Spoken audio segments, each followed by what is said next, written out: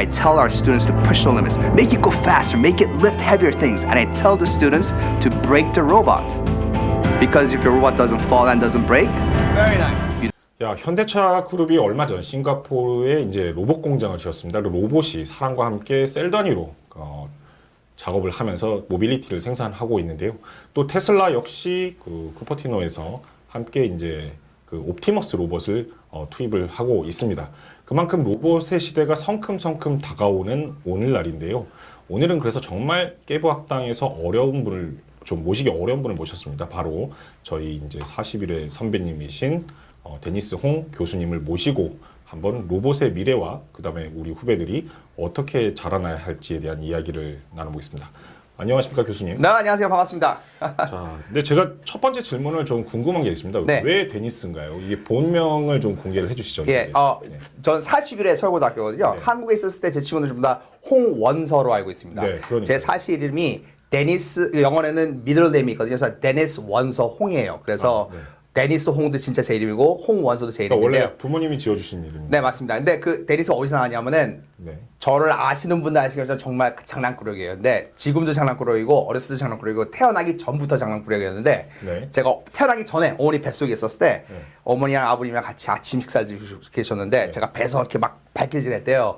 그래서 아버지께서 보고 오 이거 태어나면 장난꾸러기겠는데? 라고 했는데 그때 신문을 보고 계셨는데 네. 만화 중에 개구장이 데니스 아시죠? 데니스. 그걸 보고 계셨어요. 그래서 남자면 그렇구나. 이름을 데니스라고 진짜 그래서 이름이 데니스입니다. 이거 처음 밝히신 거죠? 네, 진짜입니다. 깨부학당에서 바로 단독 기사가 나왔는데 데니스 개구쟁이 그 만화 캐릭터에서 데니스를 따셨다고 합니다. 그래서 근데 참 그 교수님 참 이력이 화려한데요. 뭐 미국 국립과학재단의 이제 젊은 과학자인 수상, 또 포퓰러 사이언스의 젊은 천재과학자 10인, 또 미국 최초 휴머노이드 로봇 제작, 또 꿈의 공장으로 불리는 로멜라 대표. 그리고 상당한 일정을 소화하시는데 예.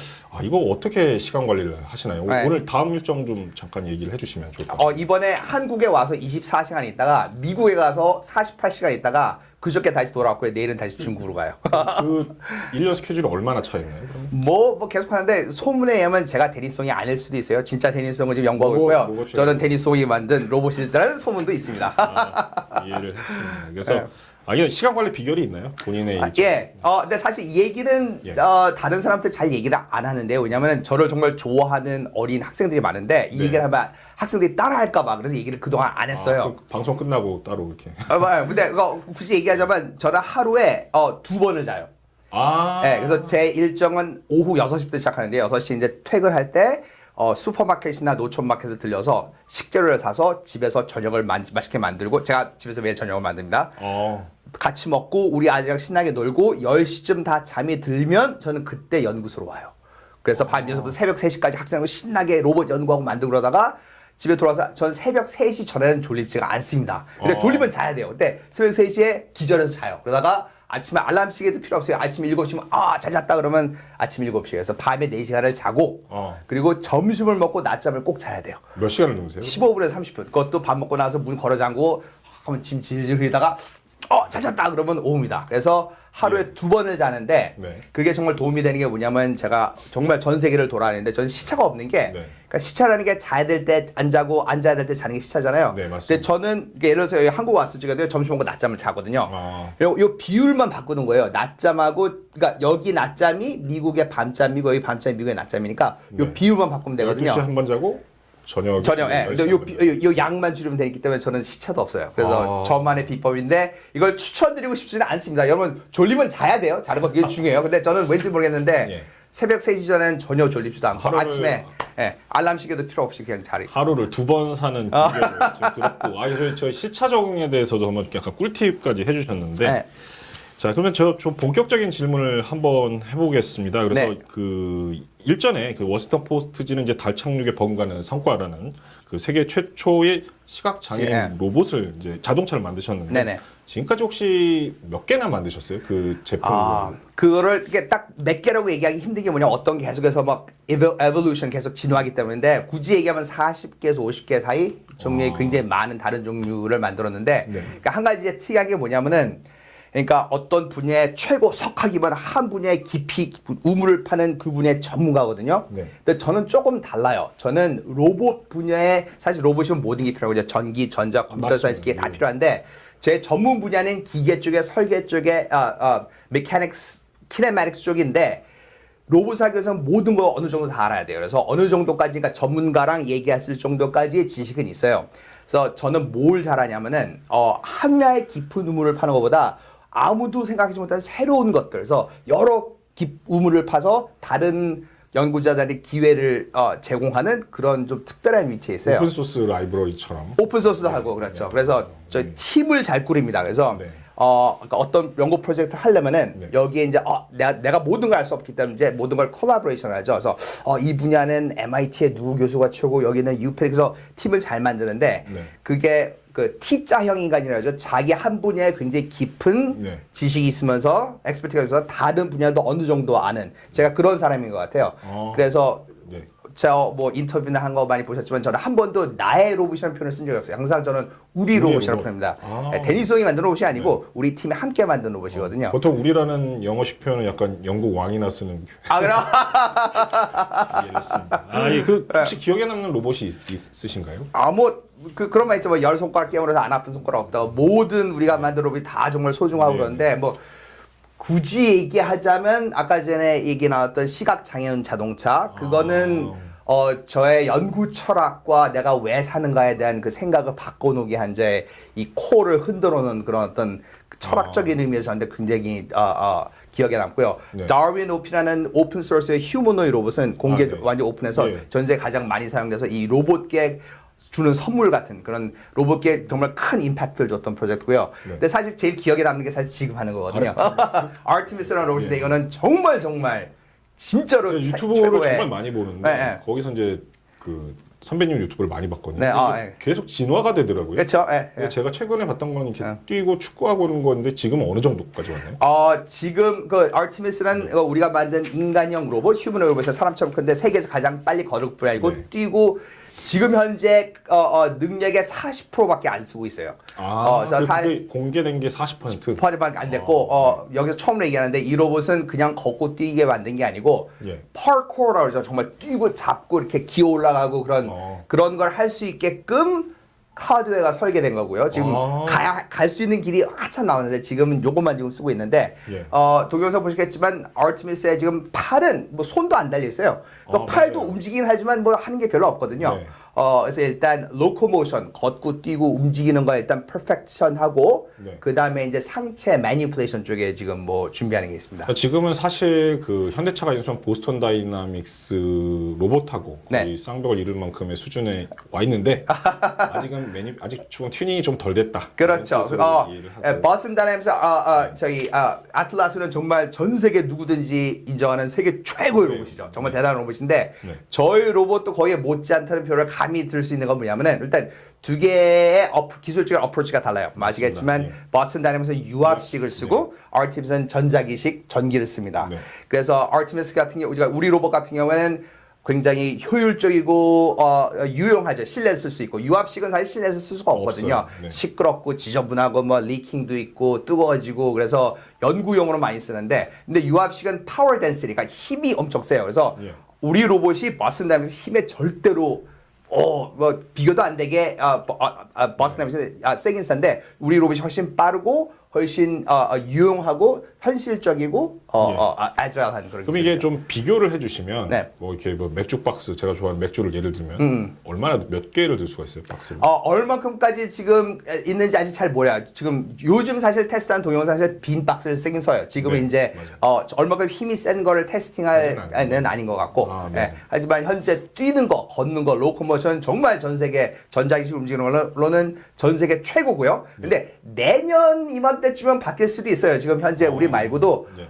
이쪽에 정말 훌륭한 기술들을 막 지금 우리 쫓아오려는 연구소들이 많거든요. 그래서 예. 내년쯤이면은 상태가 바뀔 수 있지만 현재 지금까지는 우리 로봇 아르테미스가 세계 최고입니다. 최고 로봇 예. 아르테미스와 지금까지는. 하고 있습니다. 로봇일 수 있습니다. 제가 궁금한 게 네. 또 이제 그 2년 전에 일론 머스크 초대로 이제 테슬라의 로봇 데이를 이제 다녀오셨잖아요. 그리고 AI 데이. 예. 그리고 상당히 많은 제자분들이 네. 테슬라의 그 옵티머스 봇을 만들고 있다라는 실리콘밸리의 이야기가 있었어요. 예. 좀 이게 맞나요, 이게? UCLA 교수님 들어가면 테슬라에 그 취업을 할 수 있을 정도로 문제가 되나요? 그 저랑 일론 머스크에 관한 얘기는 공식적인 자리에서는 얘기 좀 하기 힘들고요. 급한 사항이라고 합니다. 네, 그뭐서 나중에 따로 말씀드려서 제가 따로 말씀을 듣고 좋게 했습니다. 그거를 영어로 그러죠. I cannot confirm nor deny. 그런 표현을 쓰죠. 혹시 그 로봇공학자로서 이제 지난번에 제가 세미나 가서 듣긴 했는데 이제 로봇을 만들면 좀 생각하는 사고 방식을 달리 접근해라라는 주문을 주셨어요. 그래서 로봇을 그냥 사람처럼 생각하지 말고 로봇의 입장에서 생각을 해봐야 된다라고 했는데 제가 이게 기사를 쓰면서도 약간 확 이해는 안 됐거든요. 오케이. 그래서 어떻게 로봇공학자로서 이게 로봇을 만드는데 보통 본인의 철학을 투영을 하시나요? 뭐 여러 가지로 얘기할 수도 있는데 약간 기술적인 걸 할게요. 그리고 또 뭐 인공지능 쪽에 전문가시니까 그쪽을 조금 얘기하자면 요즘 AI, 인공지능, 큰 AI 중에서 요즘의 인공지능은 머신러닝을 얘기하는 거죠. 엄청나게 대단하죠. 우리가 공학자로서 우리가 해결하지 못했던 문제들이 머신러닝 할 때 다 해결되는 거예요. 정말 대단하고 뭐 챗GPT라든가 무슨 생각이 대단한데 이게 너무 핫하니까 지금 현재 연구자들은 이 AI로 모든 걸 해결하려고 그래요. 다시 얘기하면 사람이 망치를 손에 들고 있으면 모든 게 못으로 보이거든요. 맞습니다. 네, 근데 저는 그게 옳은 방법 같지가 않습니다.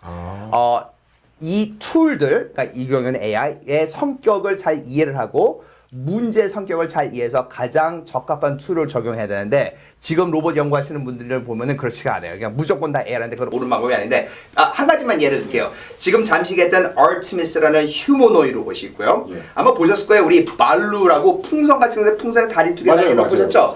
둘 다 이족 보행 로봇인데 말루라는 로봇은 수학적으로 해석을 할 수가 없거나 되게 힘들어요. 왜냐하면 너무나 비선형적이고 바람이 불면 움직이기 때문에 이거를 수학적으로 동일학생 공식을 해서 모델링이라고 그러죠. 수학적 모델링을 그래서 안 돼서 사람이 무선 조종을 하는데 컴퓨터 조정이 안 되고 있어요. 반면에 아르테미스 휴머노이드 로봇은요. 머신러닝을 쓰기가 어렵거나 힘들어요. 왜냐하면 머신러닝을 하면은 데이터로 학습을 시켜야 되는데 데이터가 없잖아요. 그렇죠? 그래서 우리 로봇 아르테미스는 여기 로봇 하시는 분들 되게 놀라실 텐데요. 아르테미스는 기계 학습을 쓰지 않습니다. AI를 쓰지 않아요. 100% 모델 베이스, 수학적인 모델 베이스로 되게 훌륭한 로봇이 되고요. 그래서 이 아르테미스는 좋은 예가 인공지능이 아니고 수학적인 모델링 베이스로 성공한 케이스고요. 반대로 이 말루는 모델링이 안 되죠. 근데 이 로봇은 넘어지지가 않아요. 헬륨 풍선이기 때문에. 그래서 1년 324시간 돌아가면서 모션 캡처로 계속해서 걸으면서 데이터를 갖다가 받아서 머신러닝으로 컨트롤하는 성공한 케이스예요. 그래서 두 가지가 완전히 다른 방식으로 하는 거죠. 그 문제를 풀 때 어떤 주어진 문제를 해결하는 그 습관을 들여야지 어떤 세상의 모든 사람이 추구한다고 그걸 따라가면은 좀 나쁜 결과가 얻을 수 있다. 맞습니다. 문제 본질을 이해하고 여러 가지 해결책의 툴을 본질을 이해하고 그걸 잘 매칭하는 거. 그게 제일 중요한 철학인 것 같습니다. 근데 요즘에는 이제 그런 것도 있어요. AI 업계에서도 모든 게 다 AI로 부르는 게 있고, 근데 로봇도 상당히 로봇 자동화도 있고, 뭐 예를 들어서 이제 과일을 분류해주는 기계도 있는데 로봇에 대한 정의가 좀 뭐 사실 텍스트도 교과서 정의는 뭐냐면 이 세 가지가 있어야지 로봇이 그러죠. sense, plan, act. 센서도 외부에서 정보를 받아들이는 장치. 그러니까 뭐 카메라라든가 뭐 마이크라든가 뭐 four stroke 센서. 근데 두 번째 plan, 그 받아들이는 정보를 베이스로 어떤 판단을 내리는 것. 뭐 컴퓨터가 있고요. 그다음에 물리적인 움직임이 있어야 돼. 걷거나 물건을 움직이거나. 그 act 세 가지가 있어야지 로봇이라고 하긴 하는데. 이 세 가지가 있어도 우리가 로봇으로 부르지 않는 게 있고 이 세 가지가 없어도 로봇이라 부르는 것들이 있어요. 맞습니다. 더 헷갈리는 것 같아요. 그렇죠. 뭐 엘리베이터 같은 거 센서 달려 있죠. 움직이죠. 판단 내리죠. 근데 아무도 엘리베이터는 로봇이 부르지 않아요.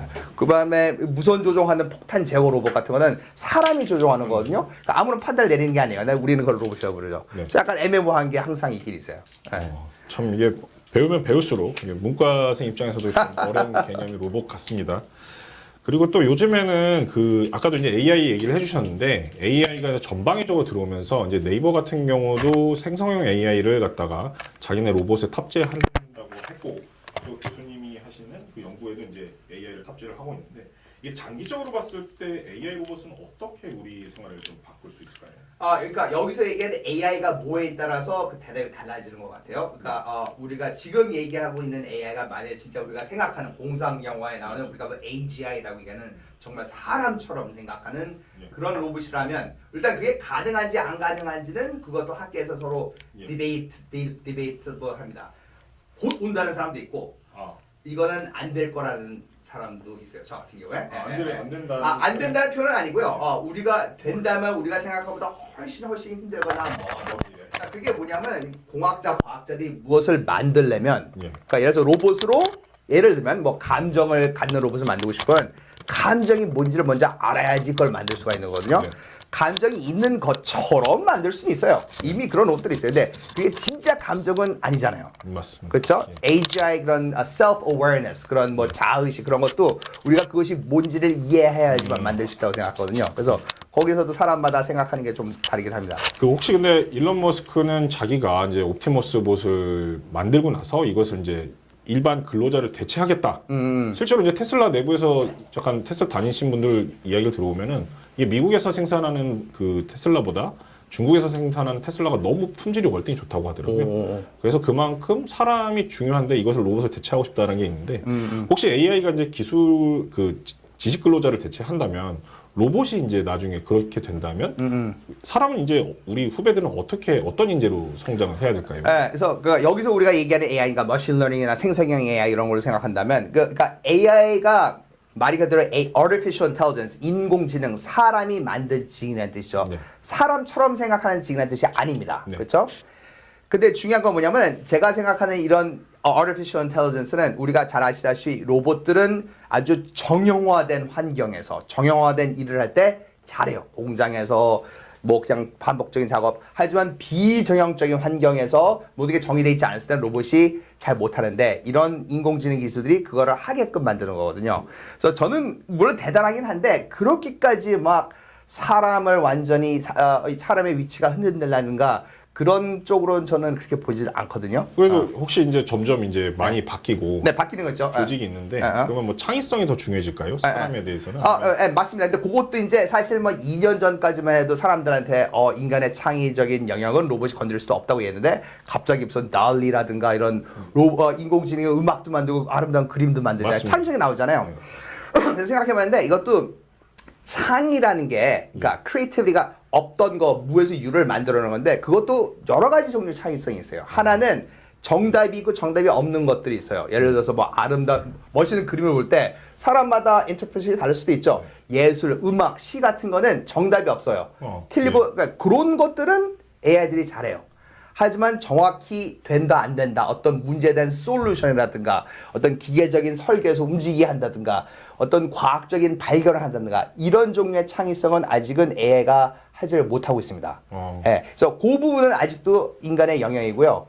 그게 정말로 이런 AI가 정말 할 수 있냐 안 있냐는 debatable. 많은 사람들은 인공지능 하시는 분들은 챗GPT 같은 경우에 계속해서 점점 더 크게 만들고 계속 데이터만 넣으면 계속 똑똑해질 거라고 생각하는 사람들은 많아요. 네. 근데 그게 아니라고 생각하는 분들도 많고 지금 현재 우리 머신 러닝 어프로치가 엄청 대단한데 그게 이제 조금씩 이 한계가 보인다고 생각하는 사람도 많습니다. 네. 그러면 이제 일단 그 교수님께서 얘기하신 거는 이제 창의력도 종류가 있는데 이제 로봇이 할 수 있는 창의력의 영역이 있고 인간이 할 수 있는 창의력이 있으니까 앞으로 이제 후배들도 인간이 할 수 있는 영역의 창의력을 더 발전시키면 더 좋은 인재로 성장할 수 있을 것 같다는 얘기를 주셨고요. 네. 또 이제 얼마 전에 지난주 이제 오픈 AI에서 네 분이 막 내용이 벌어졌잖아요. 큰 사건이 있었죠. 네, 근데 AGI는 이제 잘 모르겠다 이런 쪽으로 이제 입장을 주셔가지고 혹시 여기에 대해서는 좀 어떻게 생각하시나요? 좀 오버로 보이시나요? 오버인가? 일단 불가능이란 말은 안 하겠어요. 왜냐하면 알 수 없는 거기 때문에. 그래서 그러니까 저 같은 경우 이제 저는 로봇을 하는 사람이니까 뭐 강연을 하든 무슨 파넬리스트마다 사람들이 항상 물어보는 질문이 이제 언제 이런 로봇들이 AGI로 인간을 죽이고 지구를 정복 그런 얘기가 항상 나옵니다. 뭐 터미네이터 얘기 많이 나오잖아요. 맞습니다. 근데 한 번 그때 패널에서 저 말고 그 인공지능 전문가 앤드류 응이라는 분이 아실 거예요. 맞아요. 예. 그분이 그거에 대한 대답을 했는데 그 대답이 너무 멋있어서 제가 거꾸로 그걸 인용을 할게요. 네. 그 질문에 앤드류가 한 얘기가 뭐냐면 로봇과 인공지능이 사람을 해치고 지구를 정복하는 것에 대해서 걱정하는 것은 마치 화성의 인구 문제에 대해서 걱정하는 것 같다.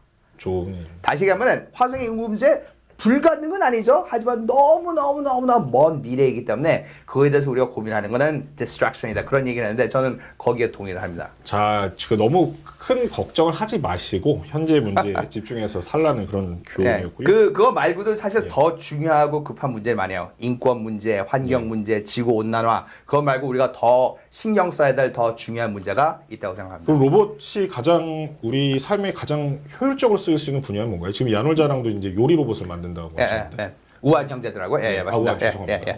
회사 이름 잘못 말했습니다. 그거 어떻게 이제 또 그러니까 사실 로봇은 저한테 예. 그러니까 특히 어린 꼬마들이 항상 저한테 뭐라고 해요. 데니슨 교수님한테서 로봇은 무엇인가요? 그러면 그 친구들이 예. 기대하는 대답은 로봇은 나의 친구야. 뭐 이런 예. 앞으로 인류와 로봇과 공조 뭐 그런 얘기를 듣고 싶은데 제가 하는 대답은 되게 차요. 로봇은 도구야. 그러면 놀라요. 차갑게 로봇 도구? 차갑게 느끼죠. 예. 그렇죠? 근데 가만히 생각하면 그게 어쩌면 가장 따뜻한 정일 수도 있어요. 결국 네. 로봇은 사람이 할 수 없는 일 혹은 하기 싫은 일을 대신해주는 지능적인 기계. 그게 저한테 있어서 로봇이거든요. 네. 그러니까 이것도 사실 조심해서 얘기할 텐데 이렇게 얘기해봐요. 2050년 미래, 그러니까 네. 우리가 미래에 있다고 쳐봐요. 미래인데 어떤 로봇이 어떤 일을 하고 있어요. 미래에 있는 사람, 2050년 사람은 이렇게 얘기할 것 같아요. 야, 옛날 사람들 2023년 옛날 사람들은 이걸 사람들이 했단 말이야. 야, 옛날 사람들은 정말 비인간적이었구나라고 생각할지도 몰라요. 다시 얘기하면 지금 있는 직업에는 귀천이 없습니다. 하지만 어떤 직업들은 어쩌면 사람이 해서는 안 될 직업들이 있는 것 같아요. 하지만 사람 없이는 안 되니까 할 수 없이 사람이 하는 직업들이 있거든요. 이해를 했습니다. 네. 그래서 이런 기술들이 결국은 사람들은 행복하고 사회를 이롭게 하는 그런 기술들이거든요. 그래서 로봇은 그래서 그런 의미에서 도구일 뿐이에요. 네. 1880년도에 이제 영국 같은 데도 이제 세 살, 4살짜리 어린이들이 이제 공장에서 이렇게 죽는 그런 좀 말도 안 되는 일을 했었는데 그때는 좀 당연했었는데 지금 보기에는 완전 그렇죠. 그러네요. 거죠. 네. 똑같이 교수님도 지금 우리 주변에도 이제 미래에서 봤을 때는 말도 안 되는 일을 하는 직업들이 있을 텐데 그걸 좀 로봇이 대신하는 좀 지능화 기계로 진전했으면 좋겠다 이런 말씀을 좀 주셨고요. 네. 시간 잠깐 좀 남아서 그러는데 좀 네네. 이렇게 너무 밝은 얘기만 하셨는데 솔직히 버지니아 총기 사건 때도 이제 학생들 많이 놓으셨잖아요. 예. 좀 어느 정도 극복은 하셨나요? 되게 어려웠을 때였죠. 사실 그 당시에 2011년 그 당시에는 저는 그러니까 대중들한테는 많이 학계에서는 물론 로봇공학자로 아주 많이 알려졌지만 대중한테 잘 알려지지 않았을 때였거든요. 예. 그때 지금 찾아보면 데니송 말고 홍원서를 찾아보면 기사들도 많이 나와요. 그 총기 사건 났던 강의실이 제 강의실이었어요. 근데 예. 저는 그 다음 날 강의를 하는 날이었고, 그러니까 그 하루 전에 일어나서 정말 다행이었죠. 근데 이제 제 오피스인데 갑자기 밖에서 누가 총 든 범인 왔으니까 다들 들어가서 숨어요 막 소리 지르는 거예요. 그래서 놀라갖고 이제 오피스 들어와서 문을 걸어 잠궜죠. 그러니까 제가 좀 멍한 거예요. 그다음에 일단 가족들한테 전화하고 그다음에 우리 학생들은 연구소가 지하실에 있었는데 지하실에 창문이 없는 연구소예요. 그래서 학생들한테 괜찮냐고 얘기했더니 괜찮다고 그러는데 지금 이런 사건이 있으니까 일단 문 다 걸어 잠고 문에 조그만 창문이 있거든요. 거기다 신문지 갖다 붙이고 있으라고 그런 거예요. 근데 그 다음서부터 전화도 잘 안 되고 통화가 안 되고 그 당시에만 카카오톡이나 그런 것도 없었을 때거든요. 그래갖고 이제 채팅을 해갖고 계속 이제 설명을 해주는데 학생들은 지금 뭐가 어떻게 들어올지 모르니까 막 너무 무서운 거예요. 그래서 막 우는 학생들도 그래요. 그래서 그 당시에 이제 우리가 로봇으로 쓰던 그 카메라들 그때 그 IEEE 1394 카메라 그런 것들이 있는데 그거를 갖다가 제가 자석을 붙여서 테이프로 감아서 창문을 열고 창 밖에다 휙 해서 이렇게 쫙 해서 카메라를 2대를 갖다가 밖에다 붙이고 그걸 실시간으로 제가 이거 프로그램을 짜갖고 그 CCTV 컴퓨터 프로그램을 만들어서 우리 학생들 컴퓨터로 직접 제가 그걸 라이브 피드를 보낸 거예요. 그 당시에는 인터넷 들어가도 아무런 업데이트 소식 없었거든요. 그러니까 학생들은 이제 제가 보내는 라이브 피드만 보고 그걸 이렇게 막 마음을 이렇게 가다듬었는데 사실 제가 학생들 생명을 살리고 그런 건 아니었어요. 근데 기사들에서는 한인 교수 지혜를 발휘해 학생들을 살리다 이렇게 나오는데 그런 건 아니었죠. 하지만 학생들한테 그런 밖을 볼 수 있는 그런 창구를 제가 만들어준 거예요. 학생들을 살린 것 같긴 한데요. 제가 이제 그 시간이 없어가지고 이제 좀 만약에 이제 5년 후배인 이제 76회가 이제 졸업을 한다고 해요. 만약에 모교에서 교수님을 졸업사로 모셔서 스피치를 좀 해달라. 예, 예. 그러면 좀 짤막하게 미리 아 미리 예. 졸업사를 해야 된다면 예, 아주 짤막한 메시지. 뭐 즉흥적으로 얘기했는데 저기 서울고등학교의 초대 교장 선생님이 하신 말 기억이 이렇게 기억나는데 어디에 가든지 자기가 있어야 할 위치에서 꼭 필요한 사람이 되어라는 말씀을 하셨어요. 아마 맞습니다. 예. 학교 캠퍼스에 아마 써 있었던 것 같아요. 예. 근데 그 말을 그냥 학생 때는 그냥 득한기로 해서 나갔는데 그걸 예. 잘 생각하면 그게 정말로 멋있는 말이고 정말 중요한 말이거든요. 예. 그러니까 사람마다 뭐 다 운동을 잘할 필요는 없어요. 예. 사람마다 다 그림을 잘 그리지도 못해요. 예. 공부도 너무 열심히 해야겠지만 모두 제가 공부를 잘할 수밖에 없는 건 아니거든요. 예. 그러니까 결국은 자기가 어디에 있든 위치에 있든 그 자리에서 자기가 잘하는 거, 아. 좋아하는 거, 그리고 그 위치에서 필요한 것들, 그게 가정이든 조직이든 이 국가의 하나의 국민이든 위해서 그거를 잘 이해하고 그걸 열심히 해서 자기만의 이 특화된 것도 갖고 있고 꼭 필요한 거를 역량을 키우는 거. 그것만큼 멋있는 말이 없는 것 같습니다. 좋은 말씀입니다. 네. 혹시 저희가 이제 서울고가 이제 과학 중점 학교인데 네. 여기서도 또 이과생들한테 좀 뼛속까지 이과생이라고 맞습니다. 조언을 좀 해주신다면 어떤 역량을 키워야 된다. 뭐 학생 네. 우리 서울고등학교의 졸업생들뿐만이 아니라 항상 우리 학생들한테 항상 얘기해 두 가지 꼭 얘기하는 게 있어요. 하나는 우리가 하는 일을 왜 하는지를 잊지 말라는 거. 왜 하지 마. 왜냐하면은 보통 우리 엔지니어들은요 이 기술 새로운 기술에만 가슴이 설레고 그것만 보면서 이걸 왜 하는지 까먹으면은 그러다가 다른 길로 빠지고 안 좋은 길로도 우리가 만든 기술이 우리가 원하지 않는 방향으로 사용되거나 뭐 그런 걸로 있을 수가 있어요. 그래서 그런 관계에서 두 번째는 우리가 하는 일이 사회에 어떤 영향을 미칠지 꼭 고민하는 자세. 예, 아까 얘기했지 버스까지 이과생이긴 하지만 예. 그런 게 상당히 중요한 거거든요. 그래서 예. 우리 학생들하고는 뭐 한 달에 한 번, 2주에 한 번씩 무슨 뭐 조금만 유튜브 비디오를 보던가 뭐 신문 기사를 읽거나 해서 토론 같은 걸 자주 합니다. 그래서 그 두 가지가 엔지니어, 이과생으로서 이공대생으로 굉장히 중요한 두 가지의 자세라고 생각합니다. 오늘 말씀을 너무 얘기를 하다 보니까 이제 어느덧 30분이 흘렀고요. 오늘은 좀 한국의 자랑이자 또 서울고의 자랑인 좀 데니송 교수님을 모시고 로봇의 비전과 그리고 어떻게 이 시대를 살아가야 될지에 대한 이야기를 들어봤습니다. 앞으로도 이제 그 데니송 교수님의 앞날을 저희가 함께 응원을 하면서 오늘 방송은 여기까지 마치도록 하겠습니다. 저는 지금까지 함께 이제 말씀을 좀 나눴던 매일경제의 이상덕 기자 49였습니다. 감사합니다.